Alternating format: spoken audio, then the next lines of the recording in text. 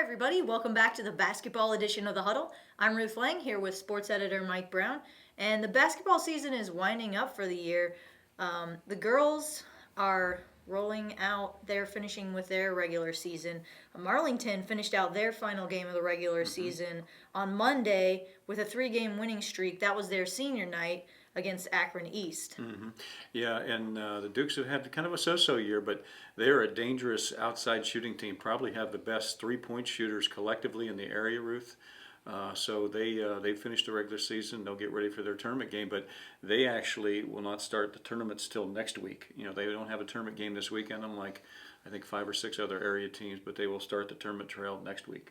Sure. Alliance edged out by 1 point by Rootstown on Monday. It was back and forth all game. Yeah. Alliance came out strong, fizzled a little bit right in the start of the second half, and then came back again, but it just wasn't quite enough. Right, but they made improvement this year in the regular season, and you know they have a tournament game. They got to go on the road on Saturday night.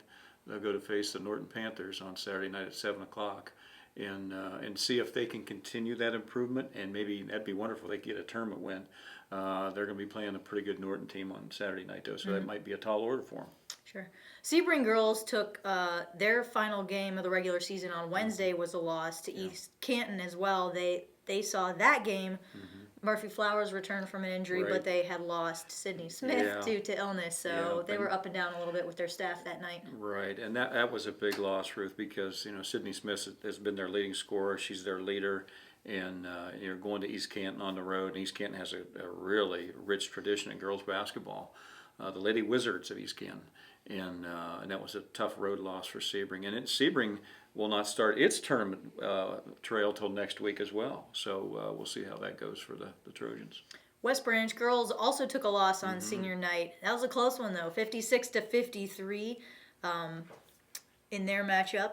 But seniors Kaylee Manning and Paige Welsh, they led the team in scoring. So that's what you want to see on senior night. Yeah, it's been a year I never thought the West Branch girls would have this year, because I thought that they would be, and they were reloading, but it turned out their schedule was just a bear. They played 7 Division I schools, and they ended up playing some of the non-league games they played at the end of the season. Turned out to, they were against schools their size or smaller, but it happened to be that those teams were champions of their respective leagues. So they lost Monday night at South Range, which won the Inter-Tri-County League this year, and then turned around and lost at home on their senior night Wednesday to the Tuslaw Mustangs, who won the Pac-7 this year. So they're at 500, which is I think the first time in 22 years that they have finished a regular season that don't have a winning record. So we'll see how it goes in the tournament for them. But a little bit of a surprise for the Lady Warriors. Yeah. For the guys, we saw a couple of rivalries. Alliance versus West Branch on Friday. That was just a fast game. Alliance was pacing that, and West Branch just couldn't quite keep up. Right. Alliance has had just a great season this year, and we've had some people in the area who I have a lot of respect for, who've kind of hinted that, hey, Alliance might be good enough to get to Columbus. Now, again, that's a tall order, because Akron St. Vincent St. Mary, who's got the state out of their district and region a number of times, is in there. But that's really exciting to think about. If Alliance would be right at the top of its game, they might have a shot. This may be that year where they may have a shot to get to Columbus, and that would be just great for the city. Sebring also got hot. They've had a 3-game winning streak at least. 81-33 was their win on Tuesday over Crestview, and they've had their last 3 games, I think, were blowouts. Yeah. So what are we seeing happen there with the guys? Yeah, the Trojans are 13-6. They've had a great year. They're in 3rd place in the Inter-Tri-County League. And, Robbie Rouse has had a great year. Josh Shamud has had a great year. They've had a number of players who are really good basketball players step up for them. And I think they're a team that could do something in the tournament. I think they've got the talent to do that, and we'll see how it goes for them. Sure.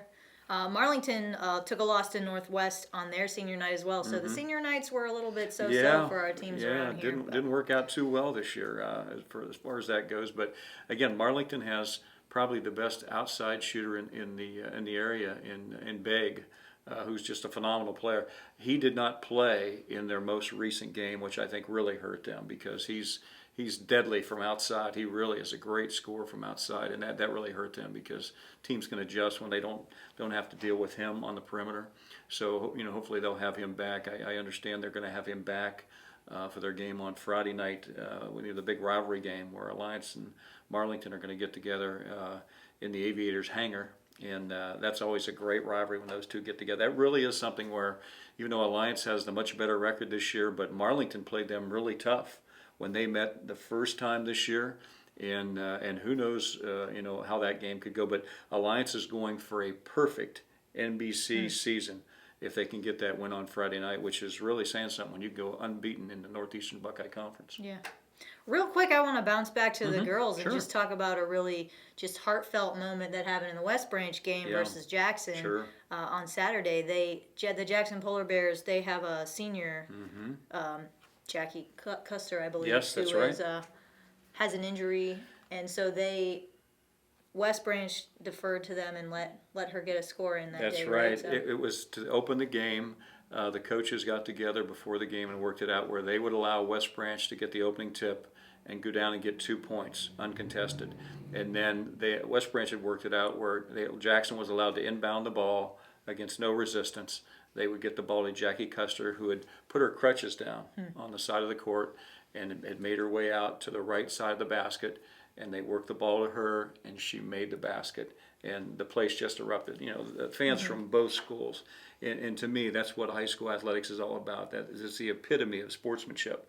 And it's more than a game. And even though a lot of people think it might be, but that just goes to show you, the true sportsmanship and a purity about high school athletics that I just love. sure. Yeah.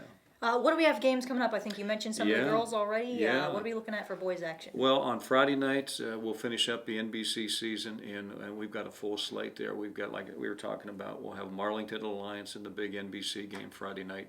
The West Branch boys go on the road for their NBC finale. They'll face the Canton South Wildcats, which will be a tall order for them. Sebring has a big game Friday night because they will go on the road to McDonald. McDonald is leading the Inter-Tri-County League. And Sebring's in third place in that division in the Inter-Tri-County League. So that'll be a big game for the Trojans on Friday night. Okay, well, and we'll be there with coverage as well, so keep an eye on the Review print edition, also our online edition. And until next time, we'll see you on the court.